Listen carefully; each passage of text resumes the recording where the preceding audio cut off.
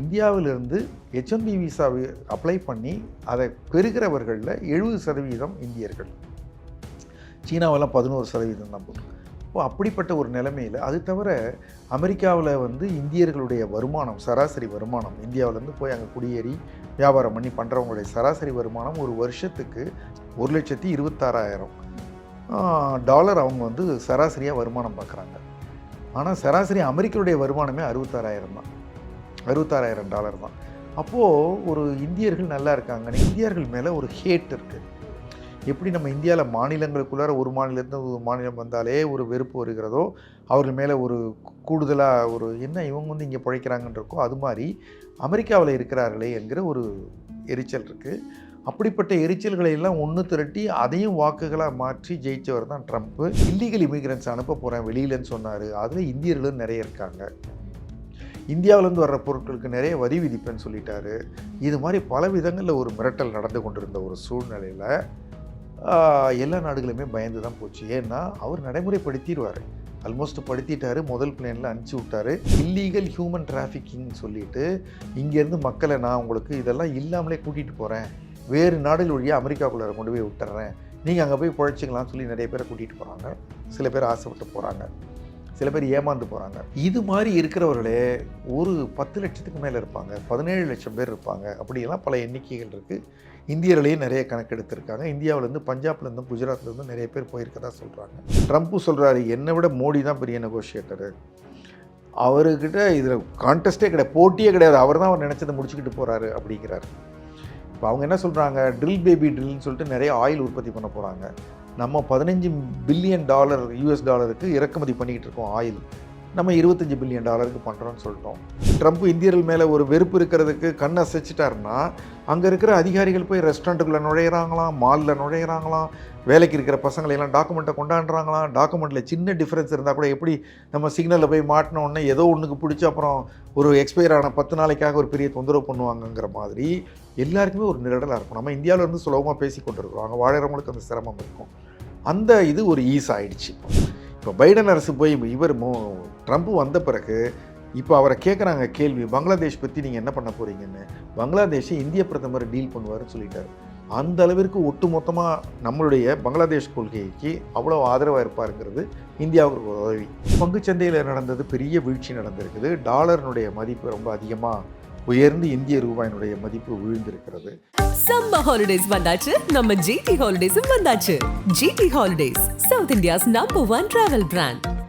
Lyca productions Subaskaran வழங்கும் அஜித்குமார் நடிப்பில் விடாமுயற்சி உலகமெங்கும் வெற்றி நடை போடுகிறது. அமெரிக்காவில் அதிபராக ட்ரம்ப் அவர்கள் பதவியேற்றதுல இருந்து உலக நாடுகள் மத்தியில் ஏதோ ஒரு சலசலப்பு இருந்துகிட்டே இருக்கு. அந்த வகையில் இந்தியாவுக்கு எந்த அளவுக்கு பாதிப்பாக அமையும் ட்ரம்ப் அவர்கள் மீண்டும் பதவியேற்றது அப்படிங்கிறது நீண்ட நாட்களாகவே ஒரு விவாத பொருளாகவே மாறி இருக்கு. இப்போ இதுவரைக்கும் ட்ரம்ப் அவர்கள் பதவி ஏற்றதுல இருந்து இன்னைக்கு நம்ம பேசிட்டு இருக்க இந்த தருணம் வரைக்கும் என்ன மாதிரியான சரிவுகளை இல்லை என்ன மாதிரியான வளர்ச்சிகளை இந்தியா கண்டிருக்கு?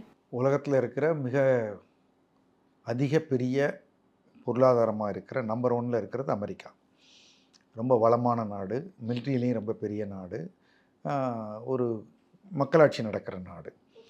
அந்த நாட்டில் இப்போ ஒரு தேர்தல் முடிந்து அதில் இப்போ அவர் சொல்லிட்டு வந்திருக்கிற ஸ்லோகன் என்னென்னா, 2வது முறையாக ட்ரம்ப்பு ஜெயிச்சு வந்திருக்கிற பொழுது இங்கே நம்ம ஊரில் சிலர் பேசி கொண்டிருப்பது போல் அங்கே வெள்ளைக்காரர்கள் தான் அமெரிக்காவை ஆளணும், ஒயிட் நேஷ்னலிசம் என்று ஒரு கோஷம் இருக்குது.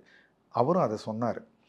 அதாவது பல பேர் வெளியூர்லேருந்து குடியேறி இருக்காங்க, வெளிநாடுகள்லேருந்து குடியேறியிருக்காங்க. இப்போ அவர்களெல்லாம் ரொம்ப நல்லா இருக்காங்க, குறிப்பாக இந்தியர்கள். உதாரணத்துக்கு நீங்கள் பார்த்தீங்கன்னா, அமெரிக்காவில் இருக்கிற இன்ஜினியர்களில் அல்லது குறிப்பாக சிலிக்கான் வேலியில் இருக்கிற இன்ஜினியர்களில் 70% இந்தியர்கள்.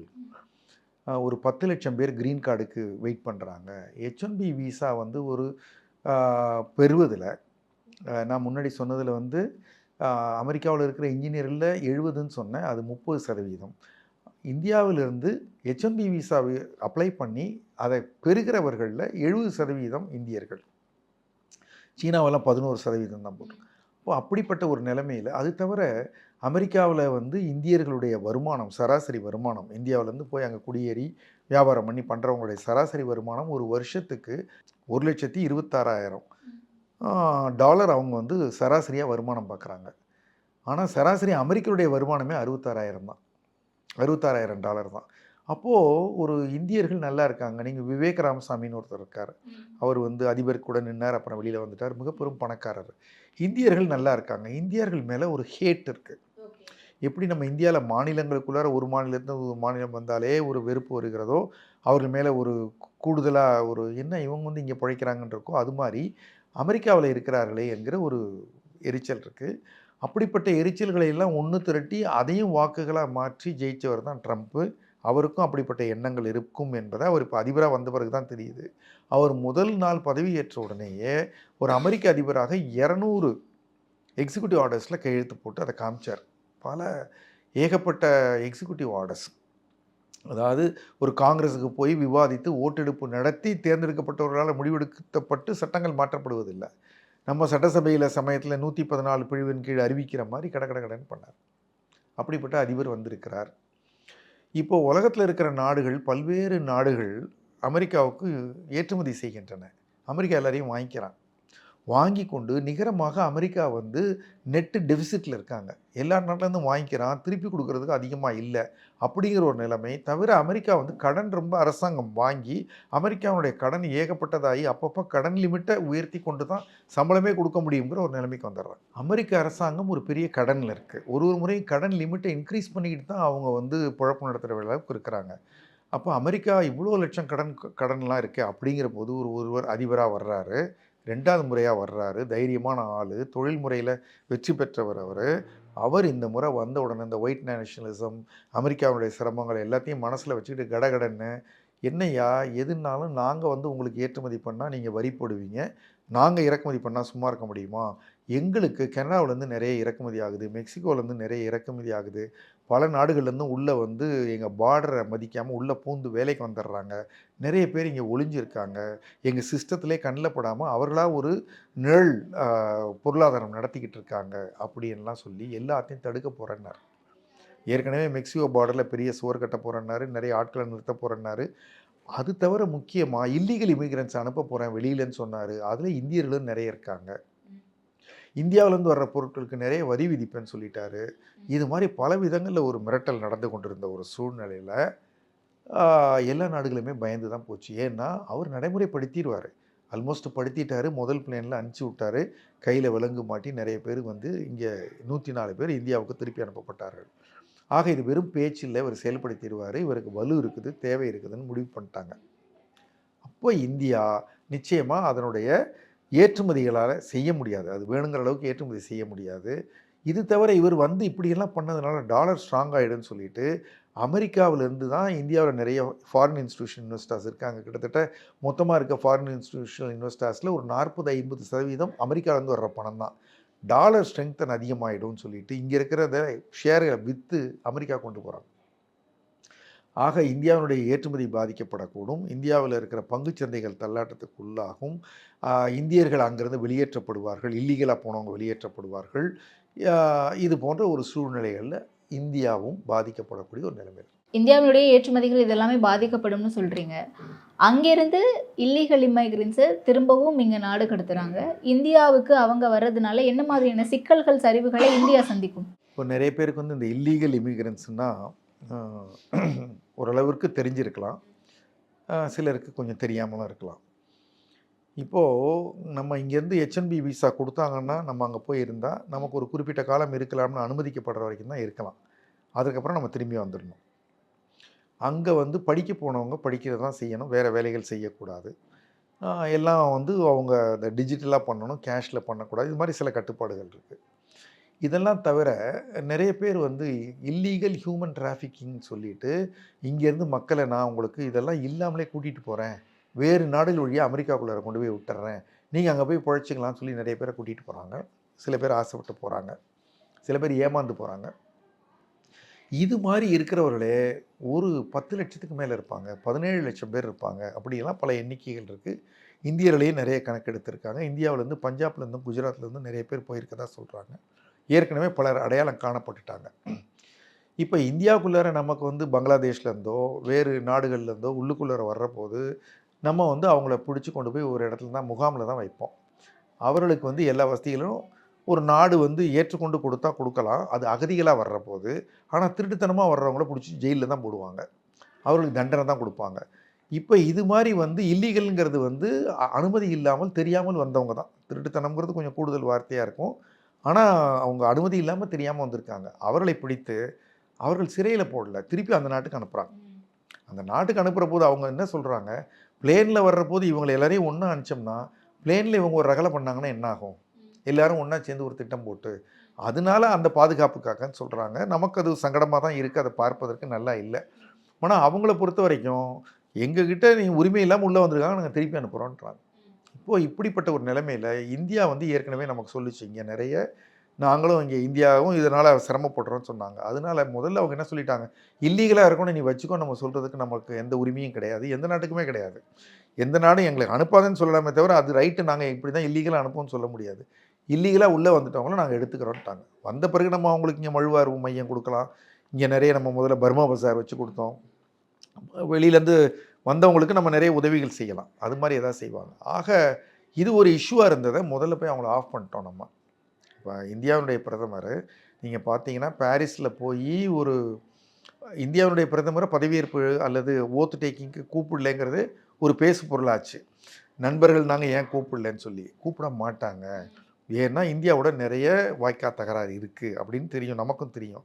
ஆனால் நம்முடைய ஒரு நல்ல விஷயம் என்னென்னா, ஒரு அரசாங்கத்தில் இதையெல்லாம் கவனித்து உடனடியாக நடவடிக்கை இருக்கிற மாதிரி ஒரு பெரிய தலைமையும் டீமும் இருக்குது. ஜெய்சங்கர்னு ஒரு வெளியுறவுத்துறை அமைச்சர் இருக்கார். அவர் வந்து பல நாடுகளோட இந்தியாவினுடைய நலனை ரொம்ப பிரமாதமாக செய்வதாக வெளிநாட்டு பத்திரிகைகளே நிறைய புகழறாங்க. இதை பற்றி நம்முடைய ஊடகங்களில் ரொம்ப செய்தி வருவதில்லை, நமக்கு அதில் ரொம்ப இன்ட்ரெஸ்ட் இல்லாத மாதிரி ஒரு போக்கு இருக்குது. ஆனால் ஒரு மிகப்பெரிய வேலைகளை அவர் ஜெய்சங்கரன் டீம் செய்கிறாங்க. அமெரிக்க அதிபராக வந்தபோது பதவியேற்பு விழாவுக்கு ஜெய்சங்கர் போனார், அவருக்கு ஒரு முக்கியத்துவம் கொடுக்கப்பட்டது.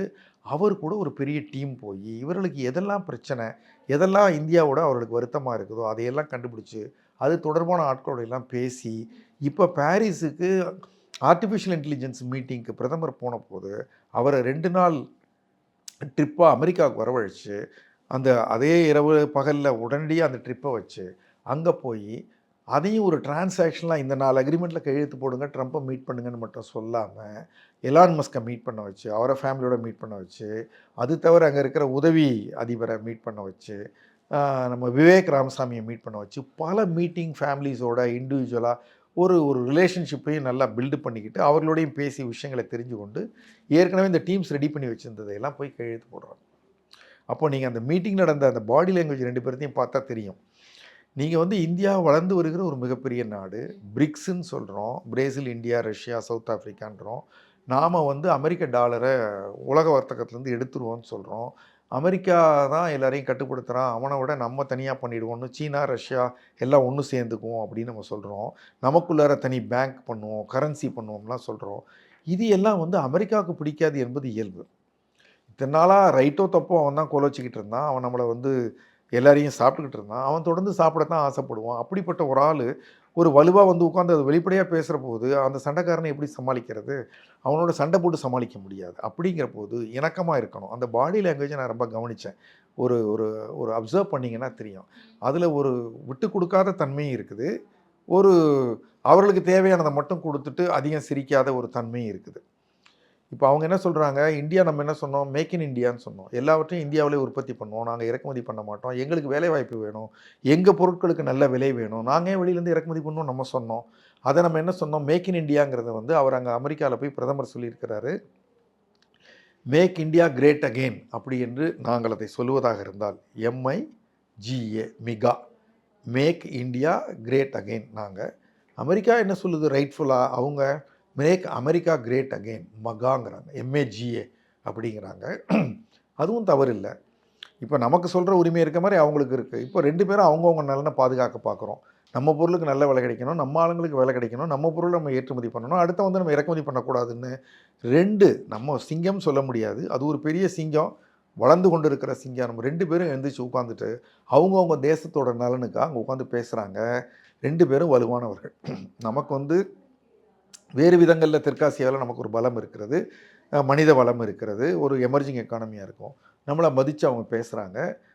அப்போது இந்த இடத்துல இந்த பேச்சுவார்த்தைகளில் நம்ம வந்து விட்டு கொடுக்காம ஒரு பேச்சுவார்த்தை பண்ண முடியாது. ஆனால் பேச்சுவார்த்தையின் போது அவர் என்ன சொல்கிறாரு, அங்கே பத்திரிக்கையாளர்கள் கேட்குறாங்க, நீங்கள் நிறைய கையெழுத்தெல்லாம் போட்டிருக்கீங்க, நிறைய பேசியிருக்கீங்க, ஒரு சமாதானத்துக்கு வந்திருக்கீங்க. அந்த சமாதானத்தை நான் எப்படி பார்க்குறேன்னா, இவர் அதிபராக வந்த பிறகு விசிட் பண்ணுற 4வது பெரிய தலைவர் இவர் தான். அப்போது ரொம்ப வேகமாக பண்ணியிருக்காங்கன்னு சொல்லணும். யார் முந்திக்கிறானோ அவன் போய் அக்ரிமெண்ட் போட்டுருவான், அவன் வேலையை முடிச்சுக்குவாங்கிற மாதிரி போக போக அதில் மாறுதல்கள் வந்துடலாம். அப்போது வேகமாக பண்ணிட்டாங்க. அப்போ அவர் சொல்கிறாரு, நாங்கள் பெரிய நெகோஷியேட்டர் அப்படின்னு அவங்க கேட்குறாங்க. நீங்களா அவரா அப்படின்னு கேட்குறாங்க. ட்ரம்ப்பு சொல்கிறாரு, என்னை விட மோடி தான் பெரிய நெகோஷியேட்டரு. அவர்கிட்ட இதில் கான்டெஸ்ட்டே கிடையாது, போட்டியே கிடையாது. அவர் தான் அவர் நினச்சதை முடிச்சுக்கிட்டு போகிறாரு அப்படிங்கிறாரு. இப்போ அவங்க என்ன சொல்கிறாங்க, ட்ரில் பேபி ட்ரில்னு சொல்லிட்டு நிறைய ஆயில் உற்பத்தி பண்ண போகிறாங்க. நம்ம $15 பில்லியன் US டாலருக்கு இறக்குமதி பண்ணிக்கிட்டு இருக்கோம் ஆயில். நம்ம $25 பில்லியன் பண்ணுறோன்னு சொல்லிட்டோம். அது ஒன்றும் பெரிய தொகை இல்லை. நம்ம எப்படியும் நம்ம இறக்குமதி தான் பண்ணியாகணும் நம்முடைய கச்சா எண்ணெயை. எங்கேருந்து பண்ணால் என்ன? இப்போ இல்லைன்னா நமக்கு H1B விசா கிடைக்காது. நம்ம பிள்ளைகள் வந்து அமெரிக்கா போய் படிக்க முடியாது. நம்ம பிள்ளைகள் தொடர்ந்து வேலை பார்க்க முடியாது. அங்கே 10 லட்சம் பேர் க்ரீன் கார்டு வெயிட் பண்ணுறவனுக்கு க்ரீன் கார்டு கிடைக்காது. அங்கேருந்து நமக்கு உலகத்தில் மிக அதிகமான அளவு அமெரிக்காவில் சம்பாரித்து இந்தியாவுக்கு ரெமிட்டன்ஸ் வருது. அதற்கு தொந்தரவுகள் வரலாம். பல விதங்களில் உலகம் பின்னி பிணைந்து ஒரு சின்ன உலகமாக இருக்குது. அப்போது நம்ம சீனாங்கிற ஒரு பெரிய நம்ம பக்கத்தில் உட்காந்துருக்கிறோம். இந்த சீனாவையும் நம்ம சமாளிக்கணும். அப்போது நமக்கு வந்து அமெரிக்காவை பகைச்சிக்கிட்டு சீனாவையும் பகைச்சிக்கிட்டு நம்ம காலம் தள்ள முடியாதுங்கிற போது அமெரிக்கா ஒத்து வருவதற்கு தயாராக இருக்குது. வியாபாரத்துக்கு தான் வர்றாங்கிறான். என்னுடைய F-35 ஃப்ளைட்டை வாங்கிக்கங்கிறான். அதுவும் ஒரு நல்ல ஒரு 5th ஜென்ரேஷன் ஜெட் ஃபைட்டர். F-16லாம் நம்ம கேள்விப்பட்டிருக்கோம். F-35 வாங்கிக்கிங்க. இது மாதிரி நம்ம வந்து அவங்க பைக் இங்கே வந்ததுன்னா, அவங்க கார் வந்ததுன்னா, இங்கே உள்நாட்டு உற்பத்தியை மட்டும்தான் நாங்கள் ஆதரிப்போம் சொல்லிட்டு பெரிய அளவில் நாம் வந்து அதுக்கு வரி போடுறோம். எப்படி உங்கள் பொருள்லாம் நாங்கள் வாங்கிக்கணும், எங்கள் பொருள்லாம் நீ வரி போடுவியான்னு கேட்குறாங்க. சரி, அந்த வரியை குறைப்போம். அவர் சொல்லிட்டார், ரெசிப்ரோக்கல். நீ எவ்வளோ போடுவியோ நான் அவ்வளோ போடுவேங்கிறாரு. நீ எவ்வளோ போடுவியோ கூட போடுவேன்னு சொல்ல இந்தியாவுக்கு. எவ்வளோ போடுவியோ அவ்வளோ போடுவேங்கிறது வந்து நம்ம முடியாது. என்னோட நீ குறைச்சலாக போடணும்னு நம்ம எப்படி சொல்ல முடியும் ஒரு நெகோசியேஷன்? அப்படிப்பட்டதில் இந்தியர்களை திருப்பி அனுப்புறதுல ஒரு கெடுபிடி இருக்காது. இருக்குது, ரொம்ப கெடுபிடியாக இருக்காது. இப்போ அரசன் வந்து இப்படி கண்ணை காமிச்சிட்டாலே கீழே இருக்கிற தொண்டர்படை அடிப்பாங்க.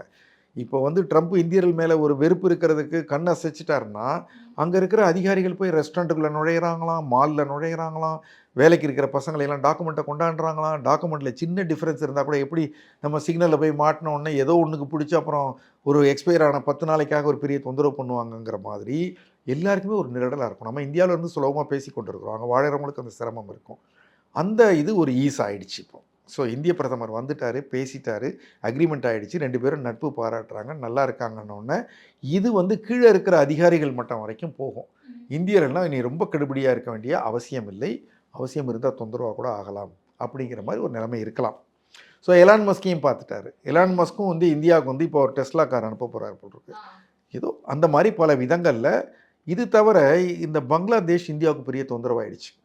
இப்போ அங்கே ஒரு என்ன சொல்கிறாங்க, 2-3 ஃபண்டு அமெரிக்காவுடைய நிறைய தேவையில்லாத செலவுகளை குறைக்கிறதுக்குன்னே ஒரு தனி டிபார்ட்மெண்ட்டை உருவாக்கி அது எலான் மஸ்கை தலைவராக போட்டிருக்காரு. அந்த எலான் மஸ்க் வந்து தேவையற்ற செலவுகளை குறைக்கிறதுல அவர் கண்டுபிடிச்ச ஒரு செலவு, இந்தியாவில் ஓட்டர்ஸ் பர்சன்டேஜ் அதிகமாக்குறதுக்காக ஒரு 182 கோடி ரூபாய் செலவழித்து கொண்டிருப்பதை நிறுத்துவோம். இதெல்லாம் பைடன் வேலை. அதாவது இந்தியாவில் பொலிட்டிக்கல் மாற்றங்கள் உருவாக்குறதுக்கு அமெரிக்கா வேலை செய்கிறதுக்கு செலவழிச்சுக்கிட்டு இருந்திருக்காங்க, அதை நிறுத்துறாரு. அதே மாதிரி பங்களாதேஷில் சில வேலைகள் செஞ்சுருக்காங்க, அதற்கு பணம் ஒதுக்கிட்டு இருந்திருக்காங்க, அதை நிறுத்துறாரு. இது மாதிரி பல நாடுகளில் செஞ்சுக்கிட்டு இருக்காங்க. அப்படி பங்களாதேஷில் வந்து ஒரு மாற்றம் தான் இந்தியாவுக்கு எதிராகிடுச்சு. இப்போ இந்தியாவில் இருக்க மிகப்பெரிய நிறுவனங்கள் எல்லாம் விற்பனையில் ஒரு ஜாகிரஃபியாக வச்சுருக்கதே பங்களாதேஷ் தான். அங்கே நாட்டில் பெரிய உற்பத்திகள் கிடையாது. நாம் நிறைய வாங்கிக்கிறோம், நிறைய கொடுக்குறோம். இப்போ தடைப்பட்டு போச்சு. நமக்கு எதிரி சீனா வந்து பங்களாதேஷ் வழியாக இந்திராவை தொந்தரவு பண்ணுறதுக்கான வாய்ப்புகள் இருக்குது. அவன் வந்து சிநேகிதமாக பார்ப்பான். அப்போ பங்களாதேஷ் இத்தனை ஆண்டுகள் நம்ம அவங்களுக்கு முக்தி பாகினி மூலமாக நம்ம இராணுவ வீரர்களையெல்லாம் இழந்து ஒரு விடுதலை வாங்கி கொடுத்துட்டு ஒரு நட்பாக இருந்த நாடை நமக்கு எதிரியாக மாற்றிட்டாங்களே, அதெல்லாம் பைடன் அரசால் நடந்தது. இப்போ பைடன் அரசு போய் இவர் ட்ரம்ப் வந்த பிறகு இப்போ அவரை கேட்குறாங்க கேள்வி, பங்களாதேஷ் பற்றி நீங்கள் என்ன பண்ண போகிறீங்கன்னு. பங்களாதேஷை இந்திய பிரதமர் டீல் பண்ணுவார்னு சொல்லிட்டார். அந்த அளவிற்கு ஒட்டு மொத்தமாக நம்மளுடைய பங்களாதேஷ் கொள்கைக்கு அவ்வளோ ஆதரவாக இருப்பாருங்கிறது இந்தியாவுக்கு உதவி. இப்போ நம்ம ட்ரம்ப்பும் மோடியும் பேசிக்கிட்டு இருந்த அந்த மீட்டிங்கை இந்தியாவில் எவ்வளோ பேர் பார்த்தோமோ அதை விட வெளிநாட்டில் இருக்கவங்க, குறிப்பாக வெளிநாட்டு அயலக அமைச்சகங்கள், பாகிஸ்தான் அவங்கெல்லாம் பார்த்துருப்பாங்க. இது வந்து என்ன, இவர் போய் இவ்வளோ வேலைகளை விரைவாக முடித்து கொண்டிருக்கிறார், அவங்களுக்கு செய்து கொண்டிருக்கிறார், நம்முடைய தேசத்துடைய பிரதமர்கள் போய் செய்யலை, அல்லது இந்திய பிரதமர் செய்ததனால் நம்முடைய தேசங்களுக்கு என்ன பாதகம் என்ற அளவுக்கு ஒரு இன்டர்நேஷ்னலாக அது ஒரு பெரிய முக்கியத்துவம் வாய்ந்த முக்கியமான வேலையை சுலபமாக முடிக்கப்பட்டது. புரியுது. இப்ப இதுவரைக்கும் பொருளாதார ரீதியா என்ன மாதிரியான சரிவுகளை இந்தியா சந்திச்சிருக்கு? இப்போ வந்து பங்குச்சந்தையில் நடந்தது பெரிய வீழ்ச்சி நடந்திருக்குது. டாலரினுடைய மதிப்பு ரொம்ப அதிகமாக உயர்ந்து இந்திய ரூபாயினுடைய மதிப்பு விழுந்திருக்கிறது. இது 2 தான் உடனடியாக நடந்திருக்கு. இதற்கு பிறகு இனி இந்த 1-2 மாதங்களில் ஏற்றுமதி இறக்குமதியில் ஒரு பெரிய மாற்றங்கள் வந்துடாது. இது மாற்றங்கள் வராமல் இருப்பதற்கு சில ஏற்பாடுகள் செஞ்சுருக்காங்க. இது ஒரு என்ன சொல்லியிருக்காரு, India 1, America 1, 1+1 is not 2, 1+1 is equal to 11 இந்திய பிரதமர் சொல்லி நாங்கள் 2030க்குள்ளே $500 பில்லியன் வர்த்தகம் செய்வோங்கிறாரு. அங்கேருந்து நம்ம நிறைய தொழில்நுட்பத்தை இறக்குமதி பண்ணலாம், நமக்கு தேவையான பொருட்களை வாங்கிக்கலாம். நாமளும் நிறைய விஷயங்களை இப்போ இந்தியாவிலேருந்து அவர் இறக்குமதி செய்ய மாட்டேன்றாருன்னா நம்முடைய பல நிறுவனங்களுடைய வியாபாரங்கள் குறைஞ்சி போயிடும். இப்போ இந்தியாவிலேருந்து நிறைய ஏற்றுமதி ஆகி கொண்டிருக்கிறது.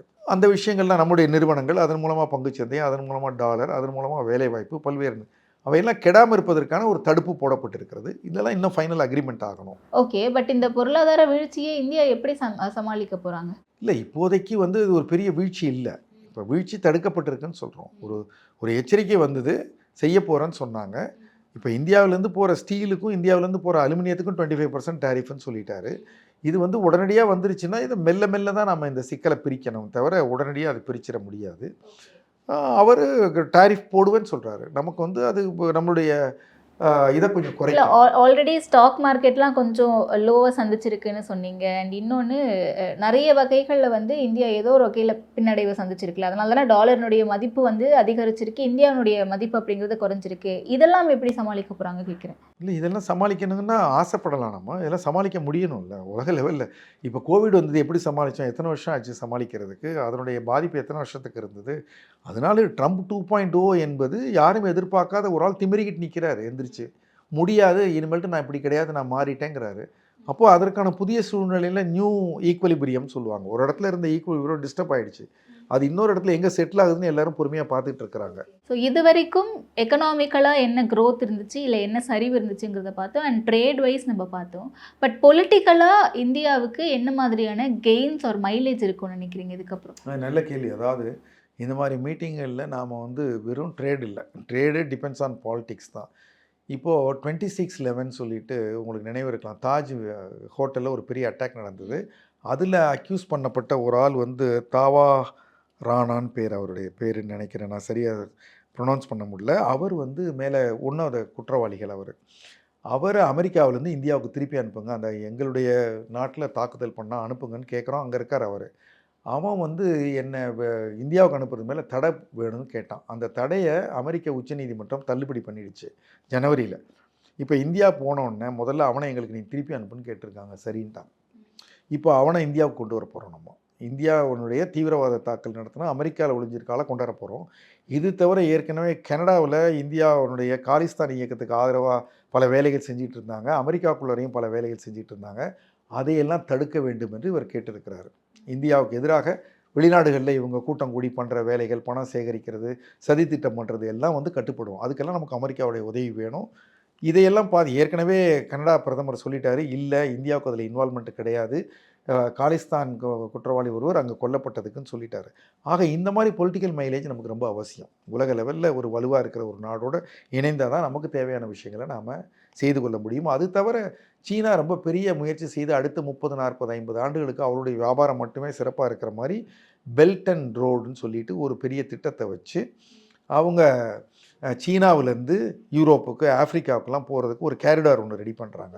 அதுக்கு மாற்றாக இந்தியா வந்து எப்பயுமே ஒரு முன்னெடுத்தது வந்து இந்தியா மிடில் ஈஸ்ட் எக்கனாமிக் கேரிடார்னு ஒன்று, அப்புறம் இந்தியா இஸ்ரேல் US UAEன்னு சொல்லிட்டு I2 U2ன்னு 2 கேரிடார் ரூட், இதையும் செயல்படுத்தலாம்னு சொல்லியிருக்காங்க. அப்படி பண்ணால் ஆஸ்திரேலியா, ஜப்பான், இந்தியா, UAE, அதன் மூலமாக நம்ம வந்து யூரோப்பு, அந்த சைடு அமெரிக்கா, யூரோப் அப்படிங்கிற மாதிரி நமக்கு சரக்குகளை கொண்டு வர்ற ஒரு மிகப்பெரிய கேரிடாரை செய்கிறதுக்கும், சீனா ஏற்கனவே அந்த திட்டத்தை கொண்டு வந்து பல நாடுகளை கடனில் அவங்கள பெரிய இன்ஃப்ராஸ்ட்ரக்சர் செலவு பண்ண வச்சு இவனே கடன் கொடுத்து இவனே கட்டடம் கட்டி அவங்க நாடுதுன்னு சொல்லி அவனை கடனை திருப்பி கடன் கட்ட சொல்லி சிரமத்தில் வச்சுருக்கான்.